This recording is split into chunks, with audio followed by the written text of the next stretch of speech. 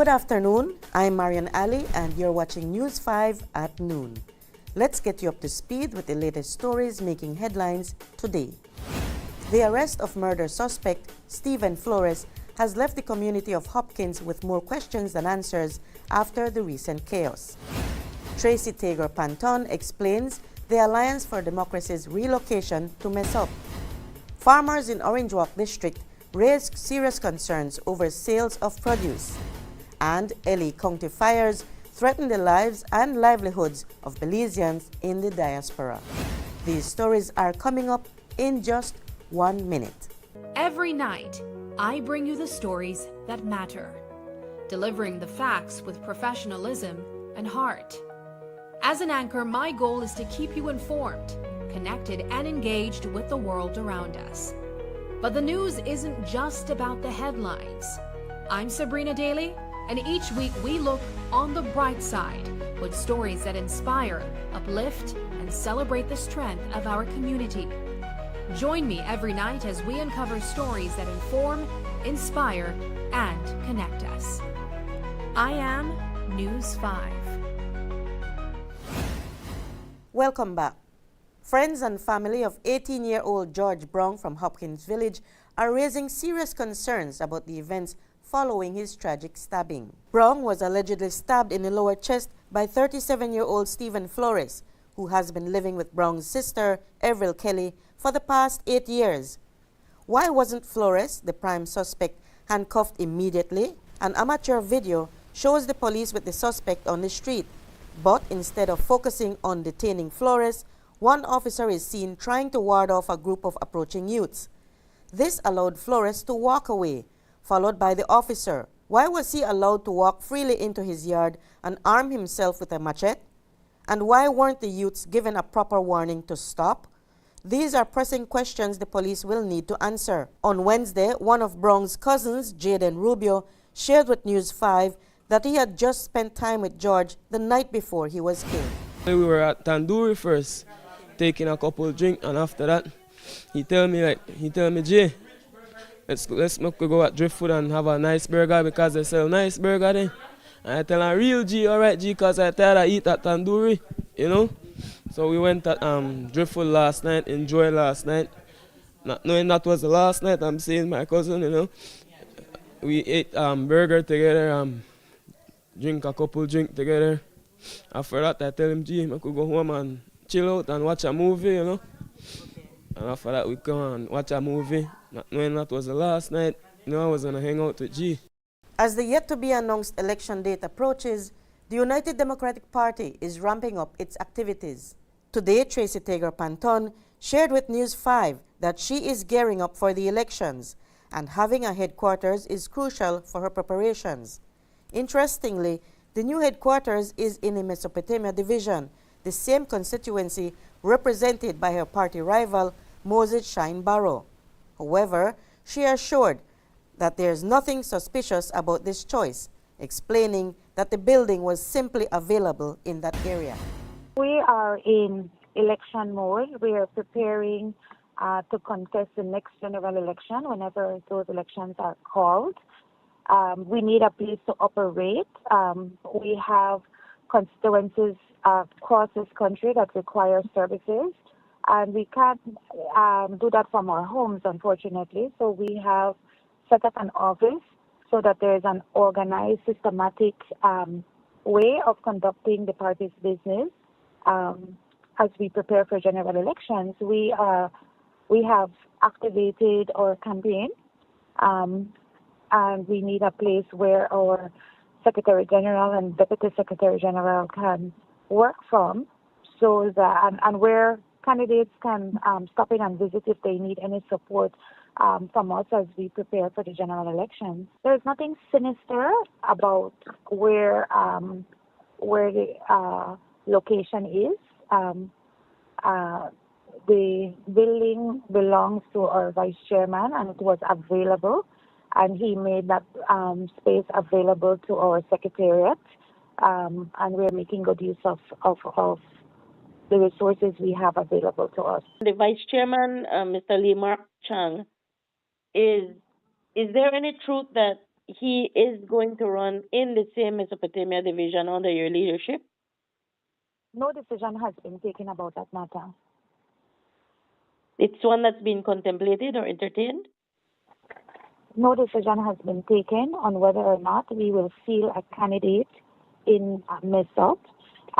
We have maintained, and we have always maintained, that the standard bearers of the United Democratic Party are the standard bearers of the United Democratic Party, and the process for which standard bearers can be removed and replaced would have to be adhered to if, in fact, there would be a new candidate in MESOP.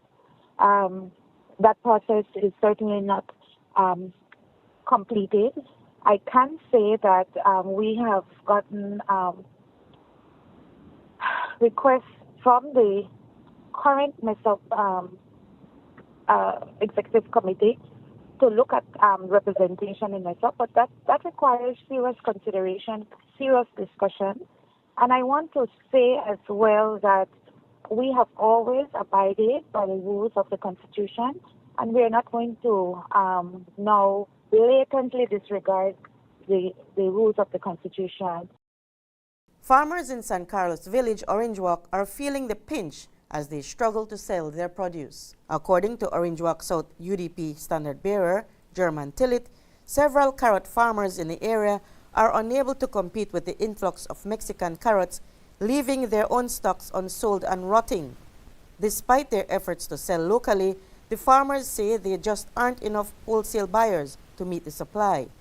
Tillit shared more details on this pressing issue earlier today.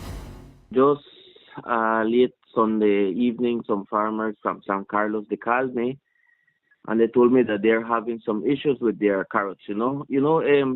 San Carlos, sometimes when people think that San Carlos only plant carrots and carrots, that is not true. There are many farmers right there in San Carlos, and they have a diversity of agricultural plants. No, carrots is one of them. But you see, right now they currently have some potatoes and carrots. But the problem with the carrots is that right now they have a lot of carrots on the field, and they cannot take out their carrots. Some they take out carrots for sale, but it is not reliable for them, because whenever they go to the market to sell it, they sell it cheap. And when they sell it cheap, they have to pay gas. They have to rent a vehicle so that they can take their things. And whenever they go to the government has somebody that always goes and buy their carrots. It's like a mediator that goes and buy their carrots, and it's like a wholesaler then. And right now they have nobody to help them sell their carrots. That's the issue right now in San Carlos. They have acres of carrots planted, and the carrots is already rotting in the fields, and they have nobody to help them to sell their carrots. You were also saying that there is some competition that they have been struggling to compete with. Yes, that is importing carrots from the Mexican side. From way back, we have this problem about importing vegetables from the Mexican side. Well, that is an issue. Well, that have two sides. That is an issue when there is a lot of vegetables here in Belize. Example, carrots. Right now we have a lot of carrots here in San Carlos, and whenever you go to the markets, there are always having Mexican carrots there. But what marketing board is saying that there is not enough carrots here in Belize. That is why they have to import carrots from Mexico. But that right now currently that is not true. Currently we have enough carrots right there in San Carlos so that we can supply the whole country of Belize. We have acres of carrots right there wrapping, and nobody to take the carrots out. And how many farmers would you say is affected by this issue? Well, I spoke at least to 8 to 10 farmers. And wildfires are tearing through Los Angeles County, leaving at least 5 people dead and putting many more in immediate danger. Fire crews are battling tirelessly to get these deadly blazes under control. Today, a Belizean living in Los Angeles gave us a first-hand account of the situation on the ground and what it means for the residents in the affected areas. I'm in the Gardena area at the moment. I work at UCLA, which is in Westwood, which is closer to the Palisades area. And so because of that, UCLA, we just got word late last night that UCLA canceled classes for undergraduate students. And for grad students, they're going to go remote. For us, we're going to be working remote also the next 2 days just for our safety. For, anything can happen. It's moving pretty quickly. And so until it can contain it, that's where we stand. And it's very devastating, I could speak from my experience with UCLA that students are displaced. I got word late last night and some images from one of my cousins. He was being picked up by his mom. And the parking lot, this is after 11 p.m., the parking lot was packed. And that's because a lot of parents and families are picking up their kids, their loved ones, and taking them home probably for the weekend just to be safe. So that's one of the scenarios that, From your observation, what has been the emergency response to this disaster? I think we're still waiting for some data on that. You read so many things on social media, but from the authorities, I guess they're doing what they can. As of this morning, actually, I looked up and I found they said 7,500 firefighters have been deployed, to try to contain. And so I'm not the expert to tell you that that's enough or not enough, but I think the winds has been a factor. And it's my understanding that it's going to come down a little bit today. So hoping between today and tomorrow they can contain some of these fires. That wraps up our midday news brief. Thanks for joining us. Stay tuned for the news in full at 6 p.m. and don't forget to follow us on social media for the latest news. Have a great afternoon.